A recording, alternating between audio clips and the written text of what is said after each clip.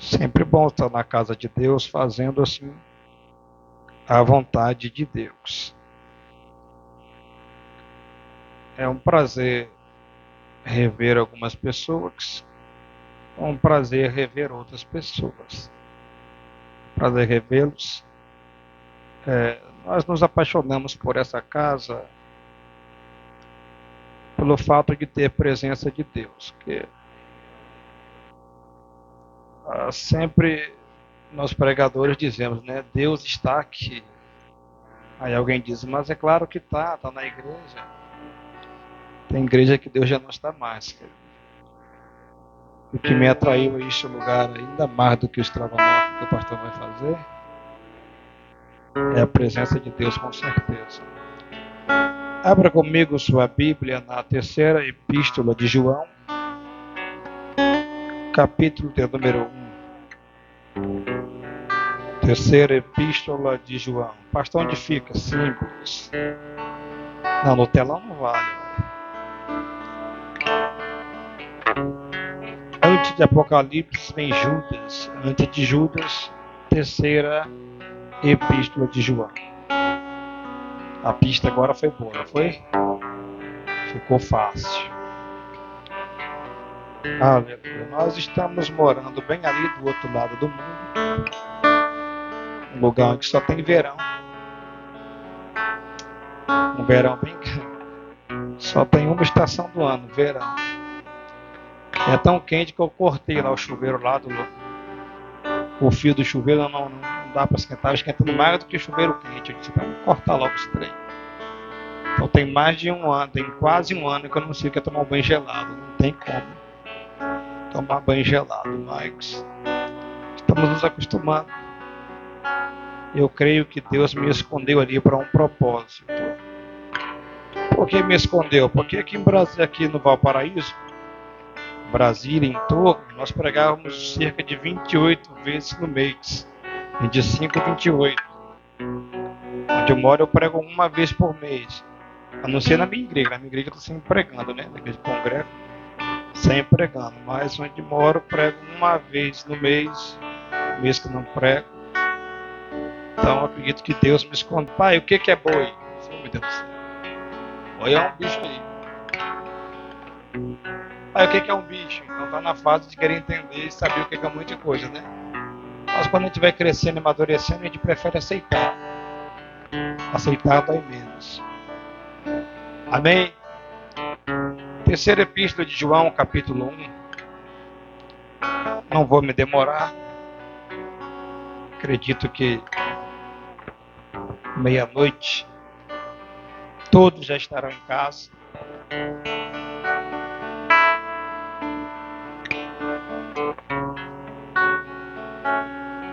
Todos estarão em casa meia-noite. Não é verdade? Quem achou, diga eu vou para o céu. Quem não achou, diga eu também vou. Achou não? Eu dei a pista. Diz assim a palavra do Eterno. O presbítero ao amado Gaio, a quem eu amo por causa da verdade. Amado, eu oro na expectativa de que tenhas boa saúde, que sejas bem-sucedido em tudo o que empreenderes, assim como é próspero a tua alma. Repita comigo, assim como é próspera a tua alma. Só até aqui, queridos. Hoje eu quero falar um pouco a respeito de prosperidade, ou a respeito de uma alma próspera.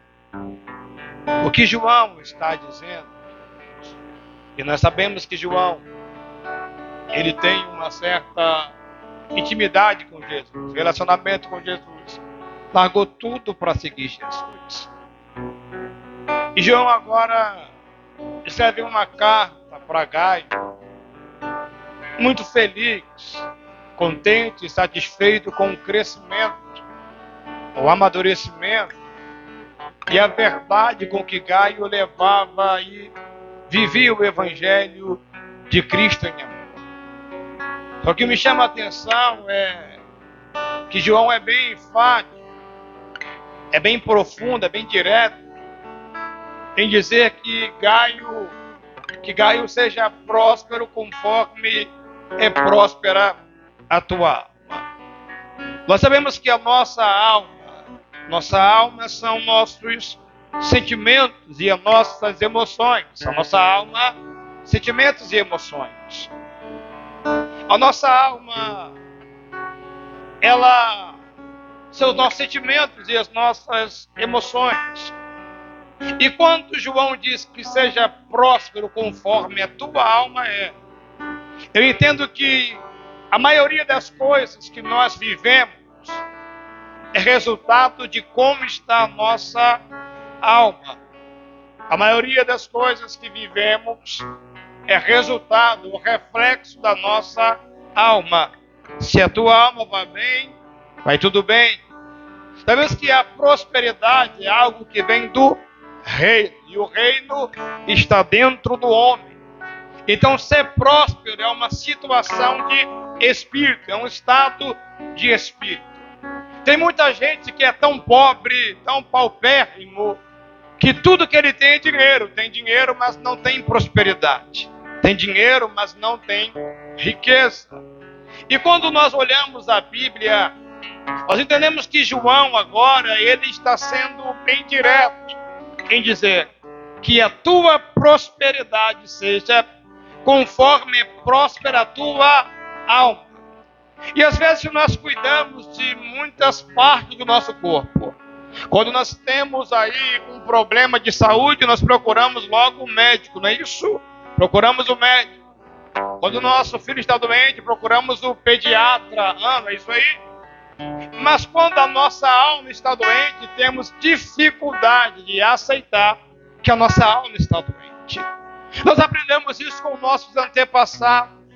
Quando dos nossos pais, dos nossos avós, esconderam problemas gravíssimos de saúde mental dos nossos irmãos ou dos nossos tios, por não aceitarem o fato de nascer uma criança especial dentro de casa.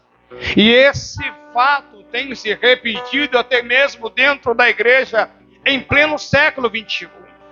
De repente você está sentado do lado de alguém que tem dificuldade de aceitar que o filho é autista, e ele não aceitando que o filho é autista, ele não vai procurar ajuda com profissionais da área, e quando ele despertar para procurar essa tal ajuda, talvez será até tarde demais. Porque nós aprendemos e herdamos isso do nosso antepassado, de esconder que temos alguém dentro da nossa casa que tem um distúrbio, ou um declínio mental, ou uma dificuldade mental.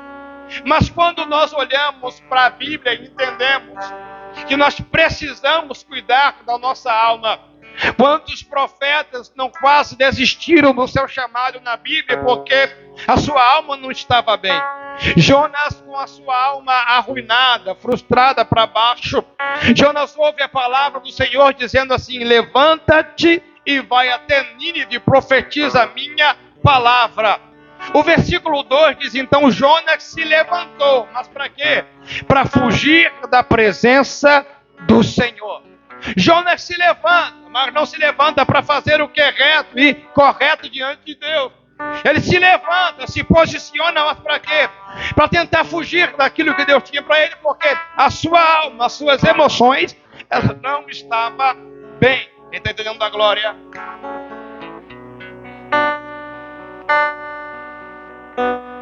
Sua alma não estava bem. A sua alma não estava legal. E quando nós olhamos para a Bíblia, em Lucas capítulo 13, diz que Jesus estava na sinagoga ensinando.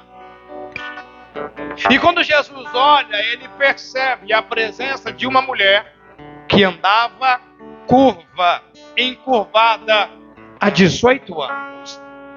18 anos essa mulher andando encurvada. 18 anos essa mulher andava prostrada.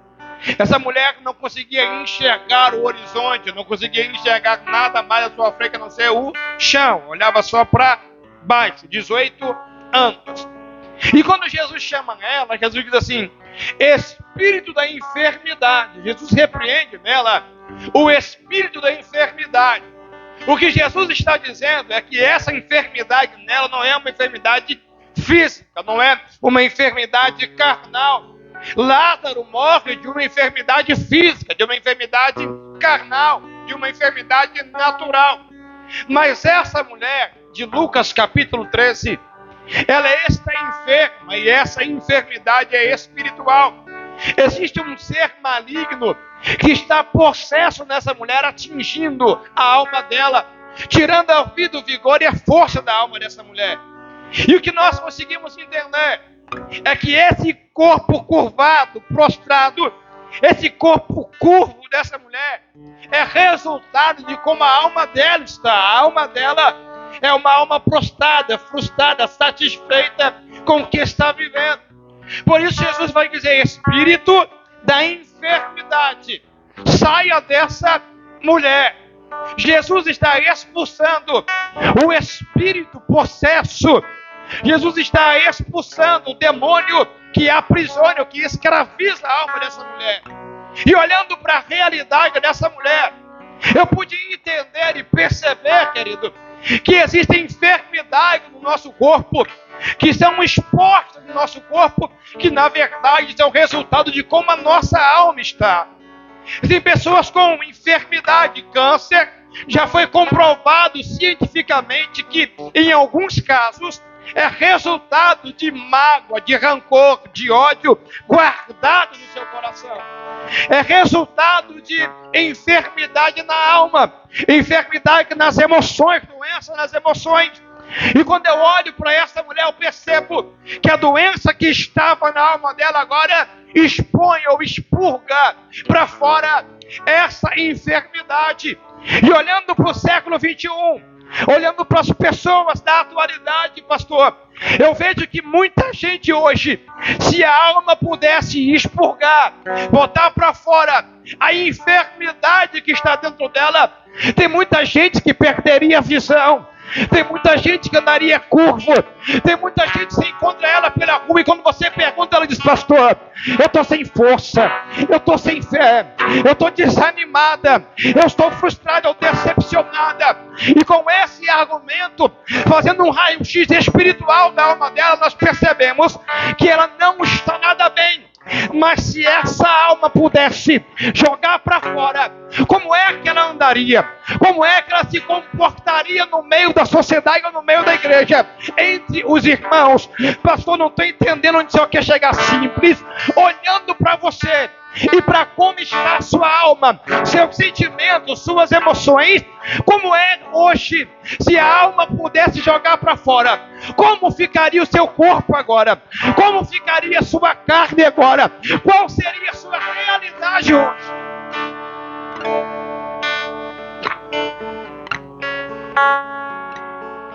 Como seria?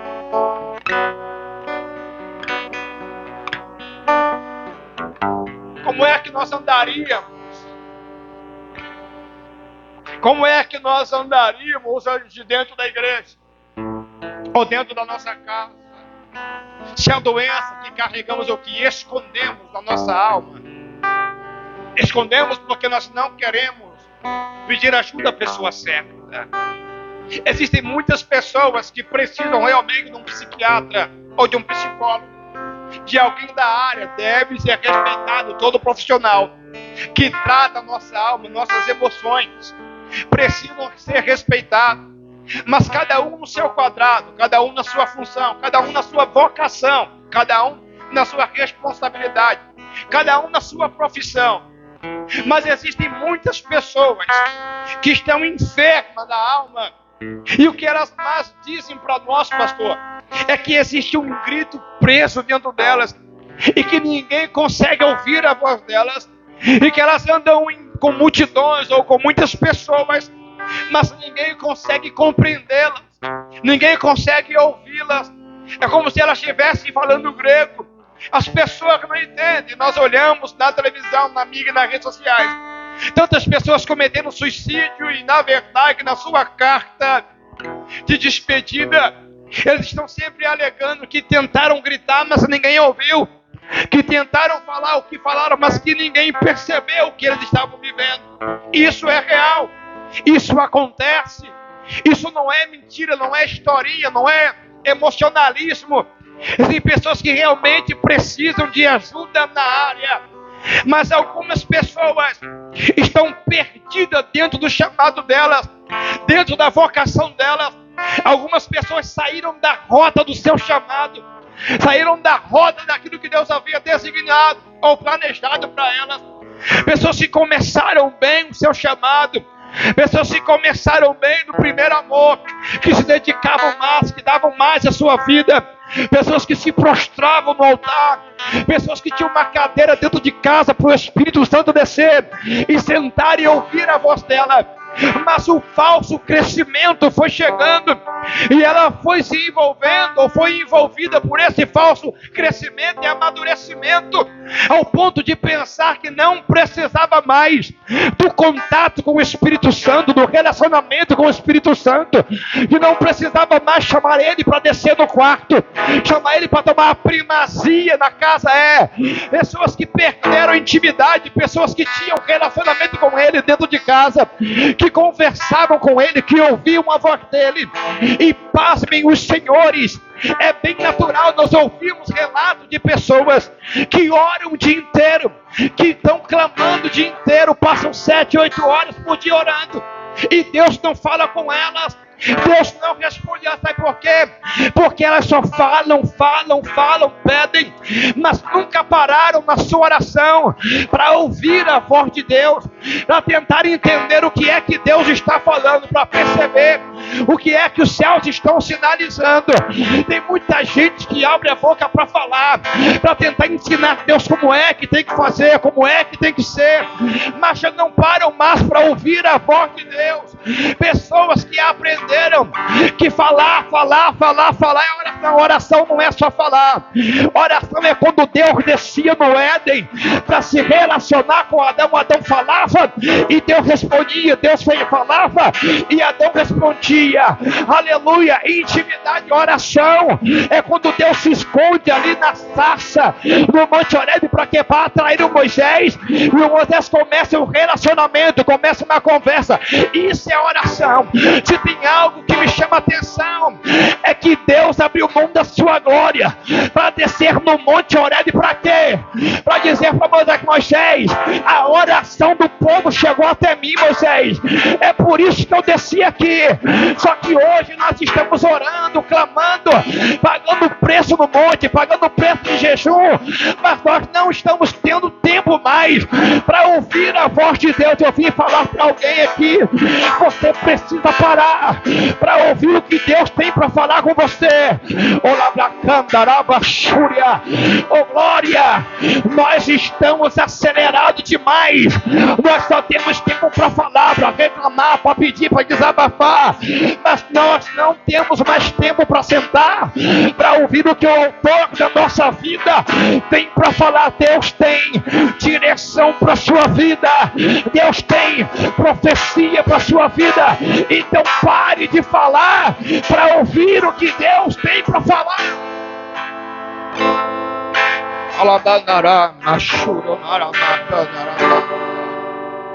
A nossa alma precisa de cuidado. Jesus disse isso para o discípulo. Jesus disse: minha alma está enferma até a morte. Vigiai e orai comigo. O problema é que eu sempre digo isso aqui, nós temos uma herança ministerial negativa. Nós carregamos uma herança, um aprendizado ministerial que de nada serve. Como assim, pastor? Nós aprendemos com os pastores centenários, fundadores da igreja, que não admitiam que um pastor adoece. Eles não admitiam que um pastor pode ficar depressivo ou ansioso. Eles não admitiam que um pastor poderia morrer de câncer, ou que um pastor cairia no seu relacionamento. Não. Sempre fingindo que eram fortes, sempre fingindo que eram super-homens, sempre fingindo que eram poderosos, e por isso hoje os pastores, nós pastores, temos dificuldades, porque a igreja olha para nós como se fôssemos super-homem. O pastor está com febre, garganta, e falando, tem que pregar, senão é pecado. É ou não é? O pastor não está bem emocionalmente, não, tem que dar o melhor dele, senão ele está errado. Mas hoje, querido, nós entendemos que todo ser humano precisa ter a sua alma ministrada pelo Espírito Santo de Deus. Seja próspero como é próspera a tua alma. Ou seja, se a tua alma não for próspera, nada em sua volta é próspero. Quem está entendendo isso, diga amém. Se a tua alma não é próspera, nada em sua volta é próspero. Queridos, preste bem atenção aqui. Deus quer curar a nossa alma. Deus quer curar a nossa alma. Quando Deus se revela a Gideão, Gideão é alguém com a alma batida, com a alma destruída. Deus está falando com Gideão, Gideão está dizendo para Deus, se o Senhor fosse comigo, se o Senhor é realmente conosco, por que é que nos sobreveio todo esse mal? Gideão tem sempre uma proposta, tem sempre uma resposta para aquilo que Deus está mostrando para ele. Gideão quer provar para Deus que Deus está errado em apontar para ele e querer levantar ele como homem de Deus. Querer levantar ele como alguém que tem chamado da parte de Deus. Porque quando nós não estamos bem, a nossa alma não está bem, nós somos um reprodutor, nós somos reprodutores de desculpas. Nós queremos provar para todos à nossa volta e para o céu que nós não combinamos com o chamado. Não, Deus errou em me chamar. Deus errou em apontar para mim, não. Não sou eu essa pessoa. Tem pessoas que passam 300 anos dentro da igreja dizendo qual é o meu chamado. Para que eu fui chamado? Eu vou para o culto hoje e vou orar a Deus. Se Deus realmente tem um chamado comigo, vai usar o pregador, vai usar o profeta, vai usar o visitante, vai usar o obreiro, vai usar o pastor. Eu não sei nem qual foi a última vez que eu olhei para o céu para perguntar qual era o meu chamado. Sabe por quê? Porque eu entendi qual é o meu chamado. Você precisa entender e aceitar o seu chamado. Você não precisa estar todos os dias perguntando para Deus qual é o seu chamado. O que você precisa é viver o seu chamado. Existem pessoas que ficam pedindo a Deus uma resposta, uma profecia, uma direção, para saber qual é o chamado dele. Está perdido dentro dele mesmo. Qual é o seu chamado? Por que motivo, razão, circunstâncias, Deus precisa todos os dias estar falando qual é o seu chamado. Quando Jesus faz uma promessa para Pedro, diz assim a Pedro, tu não serás mais pescador de peixe, tu serás pescador de homens, ou pescador de almas. Jesus não ficou insistindo toda hora. Pedro, eis que te digo que não, falou, não ficou insistindo não. Por quê? Porque Pedro entendeu. Pedro entendeu. Pedro aceitou. E Pedro entendeu que ministério é muito mais sobre o que você renuncia. É muito mais sobre o que você renuncia do que o que você conquista. Ministério é muito mais sobre o abrir mão do que o se apegar em alguma realidade, alguma situação dentro da igreja. Resposta de unção é muito mais do que pedir. Tem muita gente pedindo, mas é incapaz de renunciar a algumas propriedades pessoais da sua vida, algumas particularidades da sua vida. Querem ser usadas, querem ter intimidade, querem conquistar, querem prosperar, mas são incapazes de viver o nível de renúncia. Unção é respaldada pela qualidade da renúncia que você presta. Aleluia. Eu quero ser igual, usado igual o pastor, igual o fulano, igual o apóstolo que eu vi na televisão, mas não é capaz de renunciar nem metade do que o outro renunciou. O ministério começa quando Jesus diz assim, ei, deixa todo mundo me segue. O ministério de Pedro é marcado, não é quando Pedro ouve a profecia ou a promessa de Jesus. O ministério de Pedro é marcado, é confirmado, quando Pedro, no versículo 11, ele é capaz de deixar todos os peixes na areia e seguir Jesus. Ele é capaz de renunciar a tudo aquilo que ele queria conquistar e abrir mão. Não, peraí, não é por aqui. Jesus é melhor do que qualquer prosperidade. Então eu abro mão da prosperidade para quê? Para seguir Jesus. Aleluia. E nós estamos correndo atrás de coisas o dia inteiro. Nós estamos correndo atrás de conquistar, de crescer, porque tem que crescer e tem que ir, mas nós não queremos renunciar. E ministério sem renúncia é uma farsa. O pastor, para estar aqui, teve que abrir mão de alguma coisa. O pastor, para estar aqui, teve que renunciar a alguma coisa. O pastor, para estar aqui, teve que... E às vezes nós renunciamos. E às vezes a igreja não tem coragem de nem perceber o peso da renúncia de um sacerdote. O peso da renúncia de um pastor. Às vezes o pastor está com o mesmo carro, na mesma casa, e tá, porque está investindo, está abrindo mão das suas prioridades para investir no tempo, para investir na igreja, para investir. Ministério é renúncia. Quem está entendendo isso dá glória. Você não tem noção do que é abrir mão. Você não tem noção do que é dizer não, quando na verdade você quer dizer sim. Ou ter que dizer sim, como na verdade o que você mais queria era dizer o não.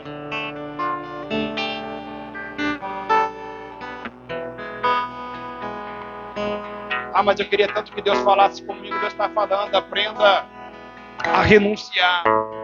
Aprenda a abrir mão. Eu vou falar tudo hoje. Você quer viver chamado, quer viver ministério, mas você é incapaz de ofertar, porque você é incapaz de tirar, de abrir mão da pizza, do lanche depois do culto. Não, tem que comer aquela pizza de mussarela. Não vou ofertar. E nós queremos que Deus venha causar marcas profundas em nós, com as nossas renúncias rasas. Nós queremos viver grandes experiências profundas, mas com nível de renúncia rasas, renúncia sem expressão. O nosso jejum já não é mais o mesmo jejum. A nossa consagração não é mais a mesma consagração. O jejum, pelo amor de Deus, tem que ser entregue expressa, correndo, porque tem que comer, senão dor de cabeça. Nós não estamos renunciando nem metade do que nós renunciávamos antes. Nós estamos perdidos, distantes. Aí nós queremos sentir a mesma presença, a mesma manifestação de antes. Aí o louvor não está bom, a igreja não está boa, eu estou sentindo que o culto está frio. Eu estou sentindo que esse pregador não está legal, ele está meio diferente, eu não estou sentindo a conexão. Não, o problema não está na conexão. O problema está que a sua renúncia já não é mais a mesma. E você é incapaz de assumir que o erro está em você, não é mais fácil culpar alguém. É muito mais fácil Adão olhar e dizer, não, foi a mulher que o Senhor me deu, foi ela que me deu do fruto, do que Adão assumir e falar, não, a responsabilidade aqui do Éden era minha, eu era o sacerdote aqui, e aí dei legalidade, deixei minha mulher muito livre, não consolidei meu casamento, e aí deu ruim. Não é verdade? Porque quem ouviu a palavra não coma foi Adão.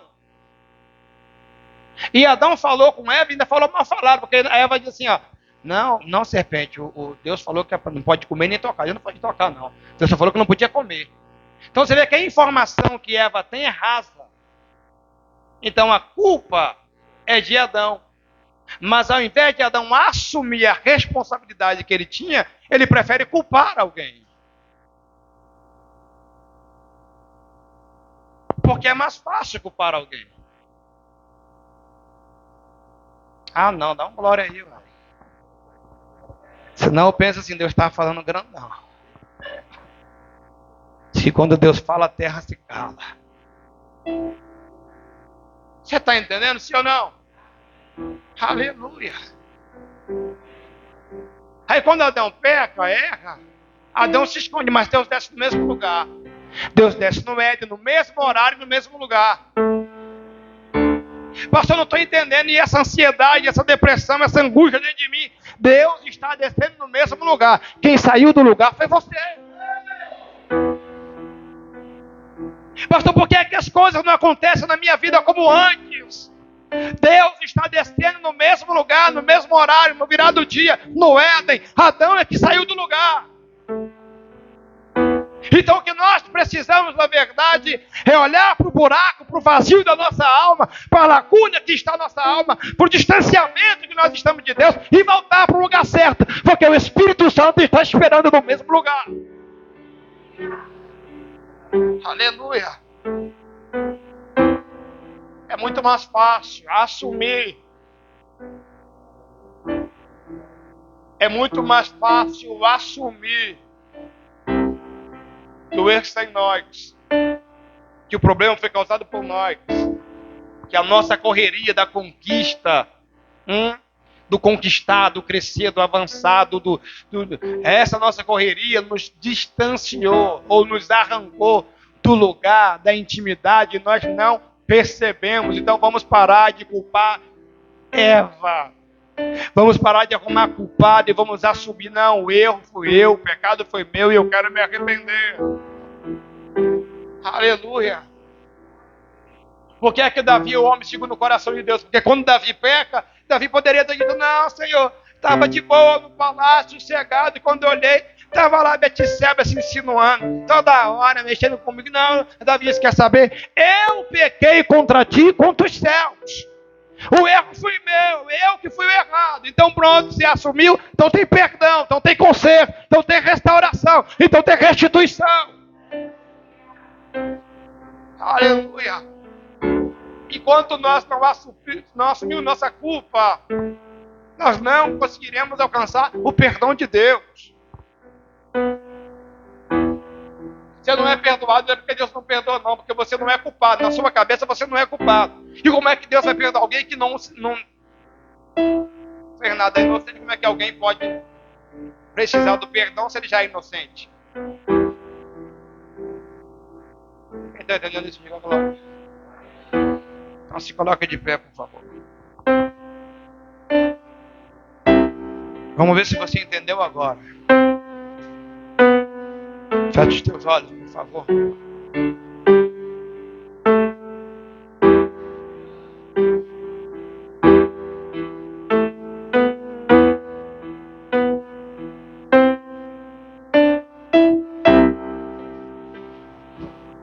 Feche os teus olhos. Aleluia. Glória.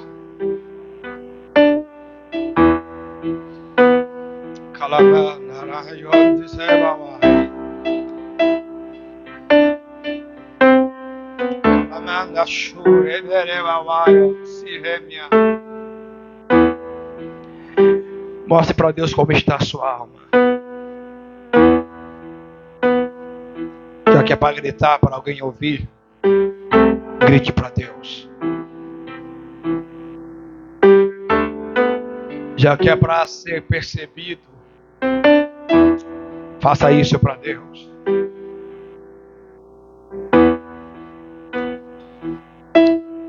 Faça uma análise. Faça um exame agora aí. E veja como está a sua alma.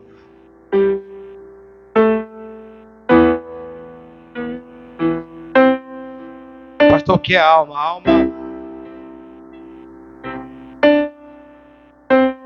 A alma é aquela pessoa que dentro de você grita todos os dias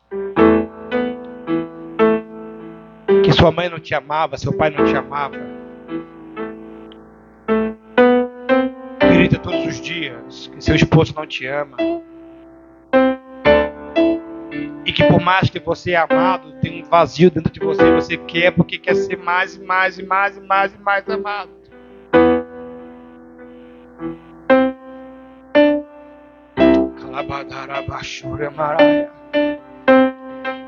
Tem pessoas com um vazio tão grande na alma, com feridas tão grandes na alma, que elas são insaciáveis no ato de sentir-se amadas. O pastor pode doar a vida o tanto que for, que para ela ainda é pouco. Fez mais que a obrigação dele.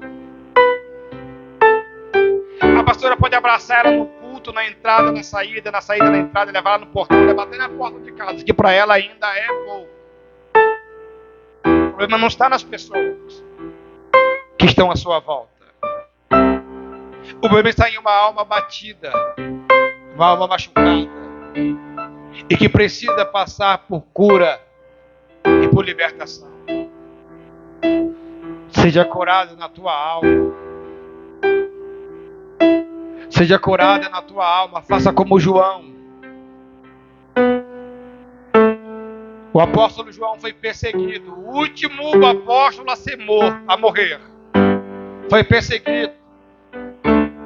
Alguns estudiosos dizem que foi lançado até num barril de óleo quente. Não foi queimado, não aconteceu nada com ele. A ideia agora é o quê? Já sei. Vamos pegar João. Vamos lançar João lá na ilha de Patmos. Uma ilha quente. Uma ilha em cima de um vulcão adormecido. Distante de tudo, de todos. João está lá. Tem todos os motivos agora para ser alguém depressivo, para adoecer, para sentir falta de pessoas que ele amava ou que amava ele. Está sozinho lá, para acabar, para morrer, para definhar, para enlouquecer. Para começar a falar sozinho e fazer talvez um poema sem resposta. Só que João vai dizer assim, no capítulo 1 de Apocalipse, ele vai dizer assim: então eu orava em espírito, quando por trás de mim ouvi uma voz que dizia: não temas, sou eu. Então virei para ver quem falava comigo. Os seus olhos eram de fogo, seu cabelo branco como a neve. Ele tinha um cinturão de ouro e os seus pés eram como um latão de bronze reluzente. Aleluia. Aí no capítulo 5, João vai ter uma outra visão. E na visão, João diz assim: espera aí, eu fui levado ao céu. Eu vi 24 anciãos, eu vi um livro que ninguém era digno de desatar os seus 7 selos. O livro era escrito por dentro e por fora. Então chorei muito. E quando João diz chorei muito, o ancião agora diz: não temas, João, eis aqui o leão da tribo de Judá. Aquele que é digno de desatar o livro. Aquele que é digno de abrir o livro e desatar os 7 selos, o leão da tribo de Judá. João disse: eu olhei e vi também um cordeiro como se estivesse morto. Tudo que era para João ser deprimido, tudo que era para João estar sofrendo, João agora em oração vai ser levado a um nível espiritual de intimidade tão grande que terá visões que nunca teve. Glória.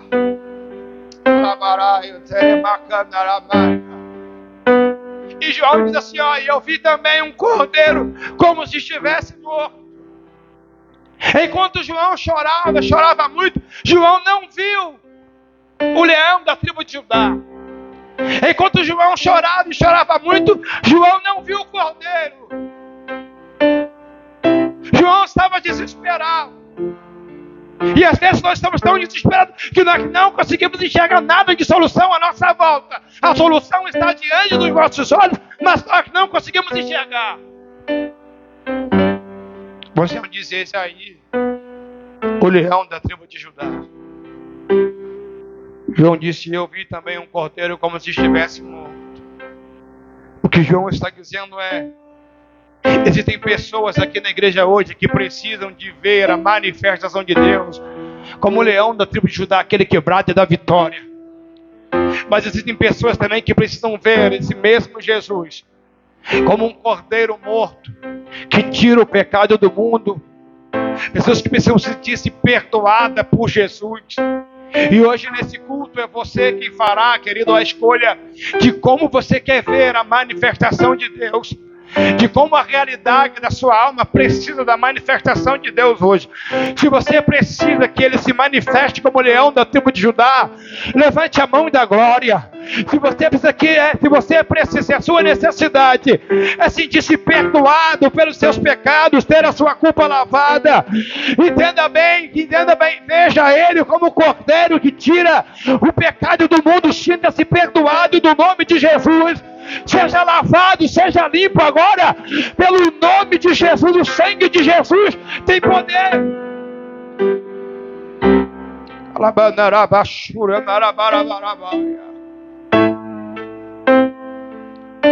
Comece a orar, querido.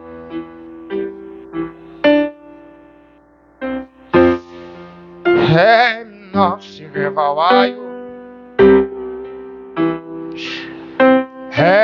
Nawasi mandoro mindio revalase. Ergue-te revalácia. Aleluia.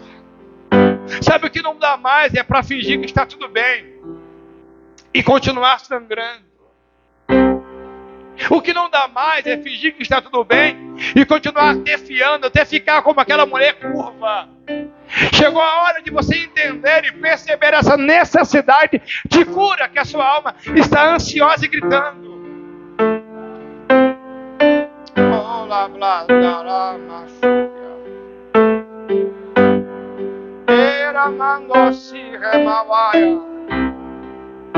Glória. Sabe, não adianta fingir que está tudo bem, que está tudo legal. Oh, meu Deus do céu. Davi disse: ei Deus, arranca minha alma da prisão.